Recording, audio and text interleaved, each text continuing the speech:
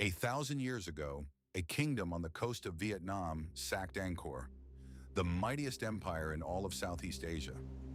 The same kingdom burned the Vietnamese capital to the ground, not once, 3 times. Today, almost no one remembers its name. It was a Hindu kingdom. Its people worshipped the god Shiva for more than 1,000 years, and they raised towers of red brick that still stand in the jungle today, beside the craters left by 20th century bombs. And then, this entire civilization was very nearly erased from history. This is the story of Champa, who they were, how they rose to humble their greatest rivals, and how a kingdom of more than 1,600 years almost vanished from the memory of the world.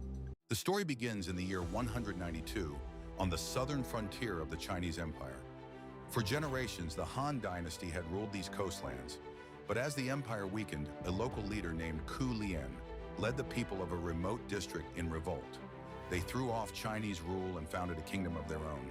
The Chinese chronicles called it Lam Ap. It was the seed from which Champa would grow. But who were these people? The Cham were not Vietnamese and they were not Chinese. They were Austronesian, seafarers, cousins of the peoples of the islands of Southeast Asia, who had settled this coast and built the sophisticated, iron-working Sahuin culture centuries before. The sea was in their blood, and the sea would make them rich. Along these shores ran one of the great trade routes of the ancient world, linking China to India and beyond. Cham harbors sold prized aromatic woods, spices, and ivory to merchants from across Asia. And along those same routes came something that would shape Champa forever, the civilization of India. The Cham embraced it. They adopted the Sanskrit language for their sacred inscriptions. They took Indian art, Indian kingship, and above all, Indian religion, the worship of Shiva, the great Hindu god, who became the divine protector of their kings. Yet Champa was never quite one kingdom. It was a constellation of principalities strung along the coast, rival centers of power that sometimes united under a single ruler and sometimes fought one another. Their first great capital rose at Simapura, the city of the lion, in what is now Quang Nam province. A people of the sea bound by a common faith, building something extraordinary. By the 9th and 10th centuries, Champa had entered its golden age. Nowhere is that golden age more visible than at a place called Misan. Hidden in a valley ringed by mountains, it was the spiritual heart of the kingdom, a sacred complex the Cham built and rebuilt across nearly 1,000 years. Here in towers of fired red brick, generations of Cham kings worship Shiva, and the towers hold a mystery of their own. The bricks are laid so tightly that there is almost no mortar line between them, no visible seam at all. For centuries, no one could explain how the Cham bonded them. Modern restorers now believe the secret lies in a local tree resin, combined with a grinding technique that fused brick to brick. Yet even today, the full method has never been completely reproduced. The mountains around the valley stood in for Mount Meru, the holy center of the Hindu cosmos. The river flowing past it stood in for the sacred Ganges itself. On steles of stone, in flowing Sanskrit, the kings recorded their devotion.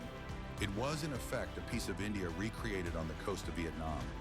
But the Cham were not only temple builders, they were a power to be feared. In 1177, a Cham fleet did something almost unthinkable.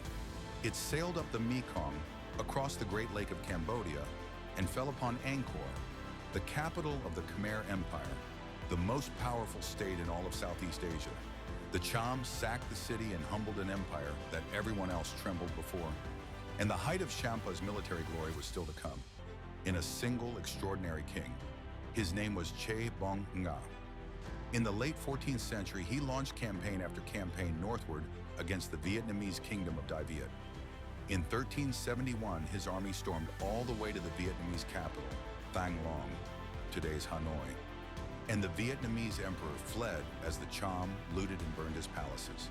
Then came 1377. A Vietnamese emperor, Tran Duy Tong, marched south to crush Champa once and for all, and walked straight into a trap. At the walls of the Cham capital, Che Bong Na ambushed and destroyed the invading army, and the Vietnamese emperor was killed on the field. 3 times in these years, Cham armies burned Thang Long. For a moment, this forgotten kingdom came within reach of swallowing Vietnam whole, but it rested on one man. In 1390, in a river battle, Che Bong Nga was struck down by gunfire and killed. With him died Champa's last great surge of power, and the tide of history began slowly to turn the other way. The war between the Cham and the Vietnamese was not a single war. It was a struggle that flared and faded for more than 1,500 years, as the Vietnamese pressed relentlessly southward down the coast, kingdom by kingdom, in the long expansion they remember as the March to the South. And after Che Bong Nga, Champa began to break from within. Civil wars split the royal house. The kingdom that had once burned Hanoi was now divided against itself. Then came the year that ended everything. In 1471, the Cham king Tra Tuan raided a Vietnamese border province. This time the answer was overwhelming. The Vietnamese ruler Le Thanh Tong led a massive army south by land and sea and bore down on Vijaya, the Cham capital. The city was surrounded, it was stormed, and it was destroyed. When it was over, tens of thousands of Cham lay dead, and tens of thousands more were taken away in chains. King Tra Tuan himself was captured alive, and here lies the bitterest irony of all. This was the very capital where, a century earlier, the Cham had killed a Vietnamese emperor. Now it was Champa's turn to fall. The kingdom of Champa, as a power, was finished. What remained was a long, fading twilight. The Cham were pushed back into a small rump territory in the far south, around Panduranga. No longer a great kingdom, but a shrinking vassal living on borrowed time. Many Cham fled their homeland altogether, scattering into Cambodia and the wider Malay world, where their descendants live to this day. And then, in 1832, the Vietnamese Emperor Minh Mang formally annexed that last Cham territory. The kings were gone. The independent state was gone. After more than 1,600 years, Champa was wiped from the map. So what do we make of a civilization that lasted longer than most empires in history, and that almost no one remembers today? Start with what Champa was not. It was not ancient Vietnam. It was a separate civilization with its own Austronesian people, its own language, and its own Hindu faith. A civilization that was conquered by Vietnam, not born from it. To call it Vietnamese is to erase it a second time, and erasure has come in many forms. In 1969, during the Vietnam War, the sacred towers of My Son were caught in the fighting and heavily bombed. Of the roughly 70 monuments that once stood in this valley, only around 20 survived.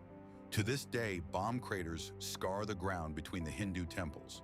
The site is now protected as a UNESCO World Heritage Site, and slowly, with help from India, the broken towers are being healed. But here is the truth that matters most. The Cham did not vanish.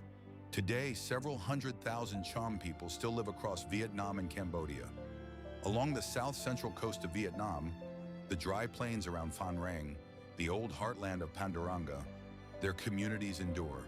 Many are now Muslim, but others, the Balamon Cham, still worship Shiva, still keep the rites of the kings of My Son. More than 1,000 years after Bhadravarman raised the first temple to Shiva in that mountain valley, his faith is still alive in the hands of his people's descendants. Their lost capital still echoes too, in a famous Vietnamese song of mourning for the fallen city, sung by an artist who is himself of Cham blood. The memory was buried. It was never quite extinguished. Champa was conquered, its kings were defeated, its temples broken, its name almost forgotten. But its people are still here. Its gods are still worshipped. Its story is still waiting to be told. Empires fall, people remain.